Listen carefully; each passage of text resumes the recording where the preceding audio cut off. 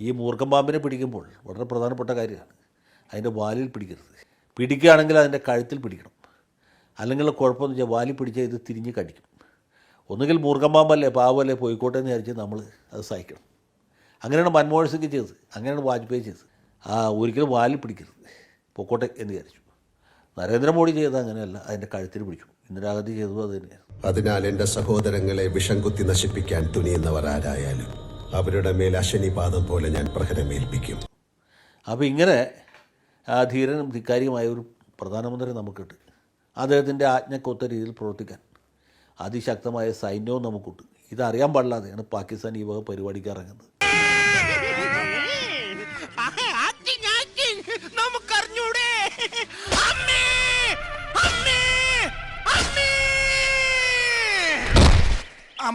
ശരിക്കും വിളിച്ചു. അപ്പോൾ ഇപ്പോൾ ഇന്ത്യക്കുള്ള ഒരു സൗകര്യം എന്ന് വെച്ചാൽ ഒന്നാമത് ഇവിടെ ശക്തമായ ഭരണകൂടമുണ്ട്.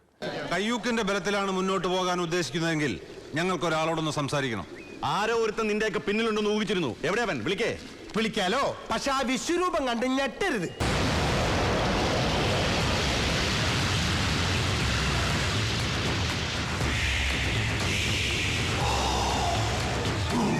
നേരത്തെ വാജ്പേയി പ്രധാനമന്ത്രി ആയിരിക്കുന്ന സമയത്താണ് പാർലമെൻറ്റ് ആക്രമണം നടത്തിയത്. ഇന്ത്യയുടെ പരമാധികാരത്തിന് നേരെയുള്ളൊരു വെല്ലുവിളിയായിരുന്നു സത്യം പറഞ്ഞാൽ ആ പാർലമെൻറ്റ് ആക്രമണം. കാരണം ആക്രമിച്ചത് ഒരു മാർക്കറ്റല്ല, ഇന്ത്യയുടെ പാർലമെൻറ്റാണ്. അപ്പോൾ ജനാധിപത്യത്തിൻ്റെ ശ്രീകോവിൽ എന്ന് നമ്മൾ പറയുന്ന പാർലമെൻറ്റിന് നേരെ ആക്രമണം നടത്താനുള്ള ധിക്കാരം അവർ കാണിച്ചു. ഇന്ത്യ ഗവൺമെൻറ് സംയമനം പാലിച്ചു, പ്രത്യാക്രമണം നടത്തിയില്ല. കാരണം വാജ്പേയി സമാധാന പ്രേമിയായിരുന്നു. പിന്നീട് നമുക്കറിയാം മുംബൈ ഭീകരാക്രമണം, അപ്പോഴും ഇന്ത്യ ഗവൺമെൻറ് സംയമനം പാലിച്ചു, മിതത്വം പാലിച്ചു. പാകിസ്ഥാനിലേക്ക് ഒരു കടന്നാക്രമണം നടത്താൻ ധൈര്യപ്പെട്ടില്ല. അപ്പോൾ ആ ഒരു കാലത്ത് നിന്ന് നമ്മൾ മാറി. ഇന്ത്യ സൈനിക ശക്തിയാണെന്ന് മാത്രമല്ല രാഷ്ട്രീയമായി ഇച്ഛാശക്തിയും ഉള്ളൊരു രാഷ്ട്രമാണെന്ന് ഇപ്പോൾ തെളിയിച്ചു. ക്ഷമയുടെയും സഹനത്തിന്റെയും മാർഗം അവസാന നിമിഷം വരെ കൈവടിയാതിരിക്കാൻ ഞങ്ങൾ ശ്രമിക്കും. പക്ഷേ നിന്നെപ്പോലുള്ള ലോക പൊലയാടിമോമാരെ ഉദ്ദേശിച്ചാണ് പണ്ട് അങ്ങേര് പറഞ്ഞത്, വാളെടുത്തവൻ വാളാൽ. അതാണ് ഉറിക്ക് പ്രത്യാക്രമണം നടത്തിയപ്പോൾ ഉണ്ടായത്, പുൽവാമയ്ക്ക് പ്രത്യാക്രമണം നടത്തിയപ്പോൾ ഉണ്ടായത്, ഇപ്പോൾ പെഹൽഗാമിന് പ്രത്യാക്രമണം നടത്തിയപ്പോഴും ഉണ്ടായിട്ടുള്ളത്. അത് ഈ ലോകരാഷ്ട്രങ്ങൾക്കിടയിൽ തന്നെ ഇന്ത്യ ഒരു വലിയ സൈനിക ശക്തിയാണെന്നും എന്തും ചെയ്യാൻ മടിക്കാത്ത ഒരു രാഷ്ട്രമാണ് എന്നുമുള്ള ഒരു പ്രതീതി ഉണ്ടാക്കും. ഞാൻ നേരത്തെ പറഞ്ഞ പോലെ ഇന്ത്യ ഒരു സാമ്പത്തിക ശക്തിയായിട്ട് വളർന്നുകൊണ്ടിരിക്കുകയാണ്. അവന്റെ കണ്ണിൽ എന്തോ തീക്ഷ്ണതയോടെ കത്തുന്നു, അവന്റെ വാക്കിന് സൂചിവിനയുടെ മൂർച്ച. ഇന്ത്യയോട് ഏറ്റുമുട്ടി നിൽക്കാനുള്ള കഴിവോ കപ്പാസിറ്റിയോ ഒന്നും സത്യത്തിൽ പാകിസ്ഥാനില്ല. ശക്തമായ രണ്ട് അടി കൊടുത്താൽ പാകിസ്ഥാൻ ഇരുന്നു പോകും. പക്ഷേ അതിനും നമ്മൾ വലിയ വില കൊടുക്കേണ്ടി വരും. ഒന്ന് പേടിപ്പിച്ച് വിട്ടാൽ മതി, ഞാൻ ശരിയായിക്കോളൂ. വെറും 12-13 ദിവസം നീണ്ടു നിന്ന യുദ്ധമേ ബംഗ്ലാദേശിലും ഉണ്ടായുള്ളൂ. അതിനും നമ്മുടെ രാജ്യം കോടിക്കണക്കിന് രൂപ അന്നത്തെ കാലത്ത് ചിലവാക്കേണ്ട രാജ്യത്തിൻ്റെ സാമ്പത്തിക പുരോഗതിയെ പിന്നോട്ടടിച്ച പ്രധാനപ്പെട്ടൊരു സംഭവമായിരുന്നു ഈ ഇന്ദിരാഗാന്ധി ബംഗ്ലാദേശിൽ നടത്തിയ ആക്രമണം. അത് ചെറിയ കാര്യമല്ല. യുദ്ധമെന്ന് പറഞ്ഞാൽ എപ്പോഴും ചെലവേറിയ ഒരു കാര്യമാണ്. അത് സമ്പദ് വ്യവസ്ഥയെ ബാധിക്കുന്ന കാര്യമാണ്. അത് ഒരു തരത്തിൽ നമുക്ക് താല്പര്യപ്പെട്ട് ചെയ്യേണ്ടതല്ല. നിവൃത്തിയില്ലെങ്കിൽ അത് വേണ്ടിവരും എന്ന് മാത്രമേ. കൈവിട്ട ആയുധം, വാവിട്ട വാക്ക്, രണ്ടും തിരിച്ചെടുക്കാനാവില്ല. ഓർക്കണം, ഓർത്താൽ നന്ന്. പക്ഷെ ഇവിടെ നടന്നിട്ടുള്ളത് ശക്തമായ പ്രത്യാക്രമണമാണ്, കടുത്ത മുന്നറിയിപ്പാണ്. ഇതുപോലുള്ള തെമ്മാടിത്തിന് ഇനി കാണിച്ചാൽ ഇവിടെ കൊണ്ട് നിൽക്കുകയില്ല എന്ന വ്യക്തമായ സൂചന നൽകിയിട്ട് ഇത് നമ്മൾ ശ്രദ്ധിക്കേണ്ട ഒരു കാര്യമുണ്ട്. പാക് അധിനിവേശ കാശ്മീരിൽ ആക്രമണം നടത്തുന്ന പോലെയല്ല പാകിസ്ഥാൻ്റെ അതിർത്തിക്കകത്ത്, പ്രത്യേകിച്ച് പഞ്ചാബിലും അല്ലെങ്കിൽ നോർത്ത് വെസ്റ്റ് ഫ്രോണ്ടിയറിലും ഒക്കെ ആക്രമണം നടത്തുന്നത്. അത് അന്താരാഷ്ട്ര നിയമത്തിൻ്റെ ഒരു ലംഘനം കൂടിയുണ്ട്. പാകിസ്ഥാൻ്റെ പരമാധികാരത്തെയാണ് നമ്മൾ വെല്ലുവിളിക്കുന്നത്. പാകിസ്ഥാൻ്റെ ഭൂപരമായ ഐക്യത്തെയാണ് നമ്മൾ വെല്ലുവിളിച്ചിട്ടുള്ളത്. നെഹ്റുവിൻ്റെ കാലത്താണെങ്കിൽ ഇങ്ങനെ ഒരു കാര്യം നടക്കുമായിരുന്നില്ല. കാരണം നെഹ്റുവിന് ഇൻ്റർനാഷണൽ ലോയൊക്കെ വലിയ ബഹുമാനമുള്ള ആളാണ്. നെഹ്റുവിൻ്റെ കാലത്ത് അല്ല, വാജ്പേയിയുടെ കാലത്താണെങ്കിലും ചെയ്യുമായിരുന്നില്ല. കാരണം വാജ്പേയിക്ക് ഇതൊക്കെ അറിയാവുന്നതാണ്. ഇത് ദേശാന്തരീയ തലത്തിൽ എന്തൊക്കെ തരത്തിലുള്ള പ്രത്യാഘാതങ്ങൾ ഉണ്ടാക്കും എന്നറിയുന്നവരാണ്. ലാൽ ബഹദൂർ ശാസ്ത്രി ചെയ്തിട്ടുണ്ട്. ഇൻ്റർനാഷണൽ ബോർഡർ ലംഘിച്ച് പാകിസ്ഥാനിലേക്ക് പട്ടാളത്തെ അയച്ചിട്ടുണ്ട് 1965. അന്ന് അത് വളരെ അനിവാര്യമായിരുന്നു. അദ്ദേഹത്തിന് ചെയ്യാൻ കഴിയും. കാരണം അദ്ദേഹത്തിന് ഇൻ്റർനാഷണൽ ലോയെക്കുറിച്ച് വലിയ ധാരണയില്ലായിരുന്നു. നരേന്ദ്രമോദിക്ക് ധാരണയുണ്ട്, പക്ഷേ പുള്ളി ആ ധാരണ അംഗീകരിക്കാൻ തയ്യാറല്ല. ഇവിടെ വന്ന് ഇതുപോലെ തോന്നിവാസം കാണിച്ചാൽ, തെമ്മാടിത്തരം കാണിച്ചാൽ, തല്ലുള്ളിത്തരം കാണിച്ചാൽ അതിന് അതേ നാണയത്തിൽ തിരിച്ചു കൊടുക്കുക എന്നുള്ളതല്ലാതെ വേറെ യാതൊരു മാർഗവുമില്ല. എന്റെ പകയിൽ നീറി ഒടുങ്ങുമ്പോൾ അവരറിയും ഞാൻ അവരുടെ ഒരേ ഒരു രാജാവായിരുന്നു.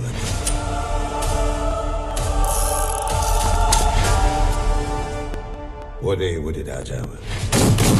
തീർച്ചയായിട്ടും ഇത് കൃത്യമായ മറുപടിയാണ്, ചുട്ട മറുപടിയാണ് എന്ന് പറയാതിരിക്കാൻ നിവൃത്തിയില്ല. നമ്മുടെ ഭാഗത്ത് ആൾനാശം താരതമ്യേന ഏറ്റവും കുറവാണ്. പാകിസ്ഥാന് കൃത്യമായിട്ടുള്ള മറുപടി കിട്ടുകയും ചെയ്തിരിക്കും. അതെ, ഞാൻ വേണ്ട എന്ന് പറഞ്ഞത് അവനെ തല്ലണ്ടെന്നല്ല, അവന്റെ കയ്യിൽ നിന്ന് തല്ല് കൊള്ളണ്ടാന്നാ പറഞ്ഞത്. അപ്പോൾ ഇതിൻ്റെ ഇനി അടുത്ത ഘട്ടമുണ്ട്. ഈ പുൽവാമയിൽ ആക്രമണം ഉണ്ടായപ്പോൾ ഇത് സുരക്ഷാ വീഴ്ചയാണ്, ഇതിൻ്റെ ഉത്തരവാദി ഇന്ത്യ ഗവൺമെൻറ്റാണ് എന്ന് നമ്മുടെ നാട്ടിലെ ചില മതേതര നവോത്ഥാന ബുദ്ധിജീവികൾ നിരന്തരമായിട്ട് വാദിച്ചിരുന്നു. ഇതുപോലുള്ള ആക്രമണമൊക്കെ ഏത് രാജ്യത്ത് വേണമെങ്കിൽ നടക്കും. സുരക്ഷാ വീഴ്ച എന്ന് പറയുമ്പോൾ ഇന്ന് കൊച്ചിയിൽ വേണമെങ്കിൽ നടത്താം, അല്ലെങ്കിൽ കോട്ടയത്ത് വേണമെങ്കിൽ നടത്താം. ഒരുങ്ങി പുറപ്പെട്ട് 2-3 പേര് വന്ന് വഴിയെ പോകുന്നവരെ വെടിവെച്ച് കൊല്ലാൻ തുടങ്ങിയാൽ അതിന് സുരക്ഷാ വീഴ്ച എന്ന് പറയാൻ പറ്റില്ല.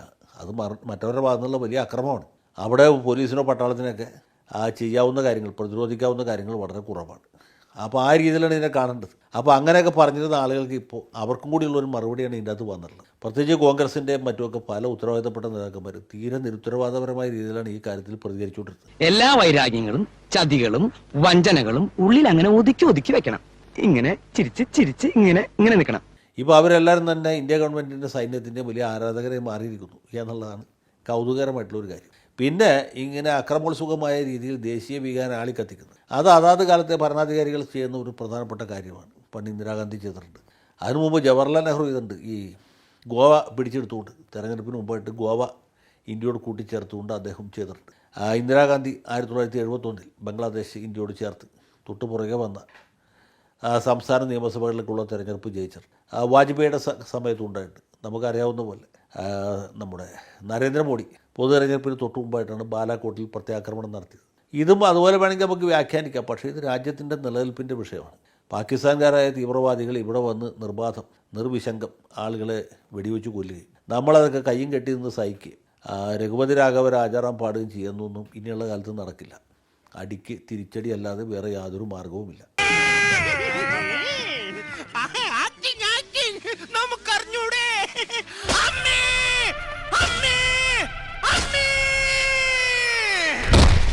അമ്മേന്ന് ശരിക്കും വിളിച്ചു. പിന്നെ അടിക്കുമ്പോൾ അവൻ്റെ പത്തി നോക്കി അടിക്കണം. ഈ മൂർഖൻ പാമ്പിനെ പിടിക്കുമ്പോൾ വളരെ പ്രധാനപ്പെട്ട കാര്യമാണ് അതിൻ്റെ വാലിൽ പിടിക്കരുത്. പിടിക്കുകയാണെങ്കിൽ അതിൻ്റെ കഴുത്തിൽ പിടിക്കണം. അല്ലെങ്കിൽ കുഴപ്പമെന്ന് വെച്ചാൽ വാലിൽ പിടിച്ചാൽ ഇത് തിരിഞ്ഞ് കടിക്കും. ഒന്നുകിൽ മൂർഖൻ പാമ്പല്ലേ പാവല്ലേ പോയിക്കോട്ടെ എന്ന് വിചാരിച്ച് നമ്മൾ അത് സഹിക്കണം. അങ്ങനെയാണ് മൻമോഹൻ സിംഗ് ചെയ്തത്, അങ്ങനെയാണ് വാജ്പേയി ചെയ്തത്. ഒരിക്കലും വാലിൽ പിടിക്കരുത്, പൊക്കോട്ടെ എന്ന് വിചാരിച്ചു. നരേന്ദ്രമോദി ചെയ്തത് അങ്ങനെയല്ല, അതിൻ്റെ കഴുത്തിൽ പിടിച്ചു. ഇന്ദിരാഗാന്ധി ചെയ്തതും അത് തന്നെയായിരുന്നു. അപ്പോൾ ഇങ്ങനെ ധീരനും ധിക്കാരിയുമായ ഒരു പ്രധാനമന്ത്രി നമുക്കുണ്ട്. അദ്ദേഹത്തിൻ്റെ ആജ്ഞക്കൊത്ത രീതിയിൽ പ്രവർത്തിക്കാൻ അതിശക്തമായ സൈന്യവും നമുക്കുണ്ട്. ഇതറിയാൻ പാടില്ലാതെയാണ് പാകിസ്ഥാൻ ഈ വക പരിപാടിക്ക് ഇറങ്ങുന്നത്. ചെറിയ വട കൊടുത്ത് വലിയ വട വാങ്ങിച്ചു. എന്ത് ചൂട് വടക്കോ? അല്ല, ഇവിടെ ചൂടേ ഫാനിലടാ ഉണ്ടെങ്കിൽ കാറ്റുള്ളായിരുന്നു. എന്റെ കാറ്റ് ഇപ്പൊ പോവും, അതുകൊണ്ടോ?